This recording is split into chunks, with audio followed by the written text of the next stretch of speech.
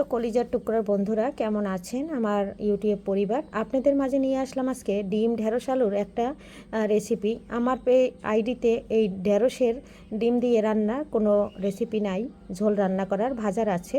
তবে সবাই ভিডিওটি ফুল দেখলে বুঝতে পারবেন আমি কিভাবে রান্না করে নিলাম।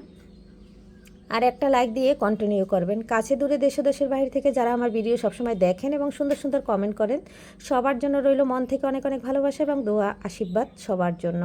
সবাই এভাবে আমার পাশে থাকেন, সঙ্গে থাকেন। আপনাদের মাঝে আছি সব সময় আমি, পাপড়ি।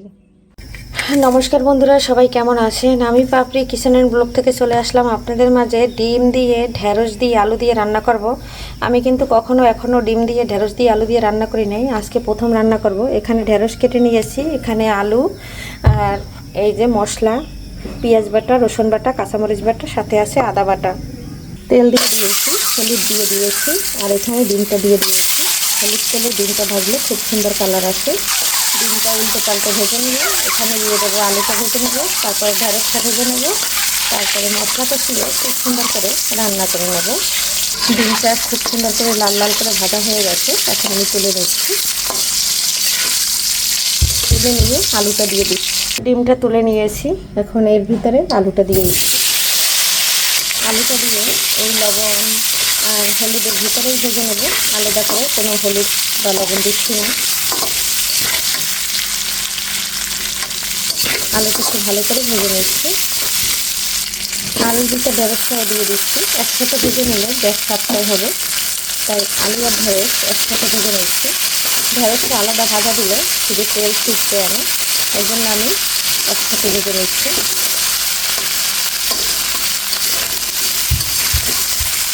সামান্য একটু হলুদ দিয়ে দিচ্ছি, ঢেঁড়সটা ভাজার জন্য একটু হলুদ। আলুটা একটু সিদ্ধ করা আর ঢেঁড়সটা তো কাঁচা, তাই একসাথে ভেজে নিলে খুব ভালো হবে, কারণ 2 মিনিটের গ্যাস সাশ্রয় হবে। যেহেতু এলপি গ্যাসে রান্না করি, তাই ভাজতে যখন হবে একসাথেই এভাবে ভেজে নিচ্ছি। আর আলুটা আমি বড় বড় করে কেটে নিয়েছি। যে প্লেটটায় ডিম ছিল সেখানে আমি পরিমাণ মতো হলুদটা ভিজিয়ে নিচ্ছি, আর এখানে মরিচটাও ভিজিয়ে নিচ্ছি। কাঁচামরিচ বাটা দেবো, এখানে ধনে ও জিরার গুঁড়া দিচ্ছি। মশলাটা একটু ভিজে নেব, তাহলে বাটা মশলার মতন একদম হবে। আমি এর জন্য জলে একটু ভিজিয়ে নিলাম। আর এই যে দেখুন আলুটা আর ঢেঁড়সটা প্রায় ভাজা হয়ে গেছে, আর একটু ভেজে নিয়ে তুলে নেব। মশলাটা এদিকে একটু নেড়ে ছেড়ে দিচ্ছি, যাতে খুব সুন্দর করে, আমার যেহেতু আরও 2 মিনিট লাগবে, তাই অতক্ষণ আমি মশলাটা ভিজিয়ে নিচ্ছি। এদিকে আবার একটু আলু ঢেঁড়সটা নেড়ে দিচ্ছি। এরপরে আমি ফোড়নের জায়গা দেবো, সেটা একটু রেডি করে নেই। একটা তেজপাতা লাগবে, জিরা লাগবে, এলাচ লাগবে, আর এক টুকরা দারচিনি। বাস আমার আলুটা আর ঢেঁড়সটা ভাজা হয়ে গেছে, এখন তুলে নিচ্ছি। এরপরে এই তেলের ভিতরে ফোড়নটা দিয়ে দিচ্ছি। এই যে দেখুন সব কিছু তুলে নিয়েছি, আর এদিকে ফোড়নে নিয়েছি 2টো এলাচ থেতো করে, একটা তেজপাতা 2 টুকরো করে, 1 টুকরো দারচিনি, আর কয়েকটা গোটা জিরা।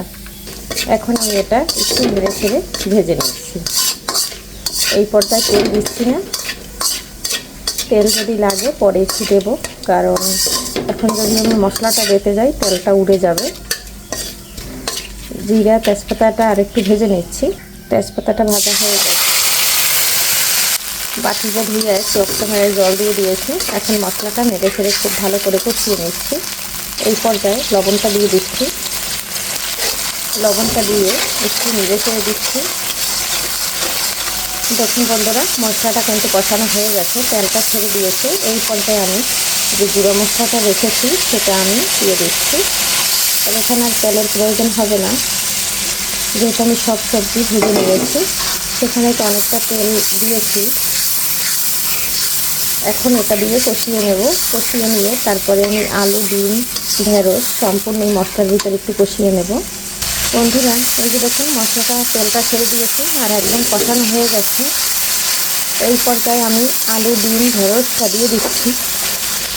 এইভাবে মশলা কষানো হলে মশলাটা দিয়ে সবজিটা দিয়ে খুব সুন্দর করে কষিয়ে নিচ্ছি। এখন আমি খুব সুন্দর করে একটু 5 মিনিটের মতো এভাবে ডিম, আলু আর ঢেঁড়সটা খুব সুন্দর করে কষিয়ে নিচ্ছি। আর মশলাটা যত কষানো হবে তত খেতে ভালো লাগবে। এই পর্যায়ে জালটা কমিয়ে দিয়ে আমি 1 মিনিটের মতো ঢাকনা দিয়ে ঢেকে রাখছি। বন্ধুরা, এই যে ঢাকনা দিয়ে 2 মিনিট কষিয়ে তারপরে আমি আবার একটু নেড়ে কষিয়ে গরম জল দিয়ে দেবো। বন্ধুরা, 2 মিনিট পরে চলে আসলাম। দেখুন তেলটা একদম ছেড়ে দিয়েছে। এখন আমি খুব সুন্দর করে নেড়ে কষিয়ে নিচ্ছি। আরও 1 মিনিট কষিয়ে তারপরে আমি এখানে গরম জলটা দিয়ে দেবো। আর ডিমটা কিন্তু আমি এই যে মাঝখান থেকে ছেড়ে দিয়েছি, যাতে মশলাটা খুব সুন্দর করে প্রবেশ করে। আরও 1 মিনিট পরে চলে আসলাম। এই যে দেখুন, এখন কিন্তু এখানে কোনো প্রকারের কোনো জল নাই। তেলের থেকে, সবজি থেকে সম্পূর্ণ মশলাটা ছেড়ে দিয়েছে। এই পর্যায়ে গরম জলটা দিয়ে দেবো। ঝোলটা আপনারা আপনাদের মতো দিবেন। আমি একটু ঝোল রান্না করি, আমার বাবু পছন্দ করে। ঝোলটা দিয়ে দিয়েছি। আর এই ডিম, ঢেঁড়স, আলুর ঝোল আশা করছি খুব ভালো লাগবে খেতে। তার কারণ ঢেঁড়স কখনো দেই নাই, আলু আর ডিম তো ভীষণ ভালো লাগে খেতে। আজকে আমি নতুন করে ঢেঁড়স রান্না করলাম, আমি আমার মতো করে। আর সব সময় আপনাদের সাথে রান্নাগুলো আমি আমার মতো করে শেয়ার করি, আমরা যেভাবে খেতে পছন্দ করি সেভাবে। এই যে দেখতে পাচ্ছেন, ডিমটা কিন্তু মাঝখান থেকে ফেলে দিয়েছি যাতে মশলাটা খুব সুন্দর করে ঢুকে। গরম জল দেওয়ার সাথে সাথে ফুটে উঠেছে। এখন আপনারা ওয়েট করেন 5 মিনিট। 5 মিনিট পরে আসতেছি আপনাদের সঙ্গে। বন্ধুরা, 5 মিনিট পরে চলে আসলাম। আমি এখন দেখুন, আমার ঢেঁড়সটা যেহেতু কাঁচা ছিল, এই যে দেখুন ঢেঁড়সটাও সিদ্ধ হয়ে গেছে। আর আলুটা তো সিদ্ধ আলু, সেটা তো আর দেখানোর কিছু নাই। আর এদিকে কিন্তু আমার রান্নাটা ফাইনালি হয়ে গেছে। এই পর্যায়ে দিয়ে দেব একটু বিলতি ধনিয়ার পাতা এনে এখানে দিয়ে দিচ্ছি একটু মশলাটা দিয়ে একটু নেড়ে ছেড়ে দিচ্ছি। এখন আমি ধনে পাতাটা ছিঁড়ে নিয়ে আসি, এটা গাছের।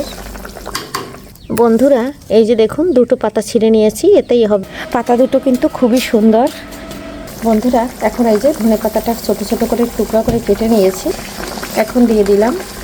দিয়ে একটু নেড়ে ছেড়ে দিলাম। রান্নাটা ফাইনালি হয়ে গেছে আমার। এখন আমি তরকারিটা নামিয়ে নিচ্ছি। আর এইভাবে একটু ঝোল ঝোল, যেহেতু আলু দিয়েছি, এই ঝোলটা কিন্তু একদম শুকিয়ে যাবে। এখন যেরকম মনে হচ্ছে সেরকম কিন্তু থাকবে না। বন্ধুরা, ঢেঁড়স, আলু, ডিমের ঝোলটা একদম ডান হয়ে গেছে দেখুন। আর ঝোল কিন্তু অতটা বেশি হয়নি যতটা বেশি দেখা গেছে। কেমন লাগলো আমার রান্নাটা জানাতে ভুলবেন না। কে কোথায় থেকে বসে আমার ভিডিওটি দেখছেন অবশ্যই জানাবেন। আমি আছি ঢাকা সাভার থেকে। আর আপনাদের জন্য আবারও নতুন ভিডিওর আমন্ত্রণ জানিয়ে এখানে বিদায় নিচ্ছি। বাই।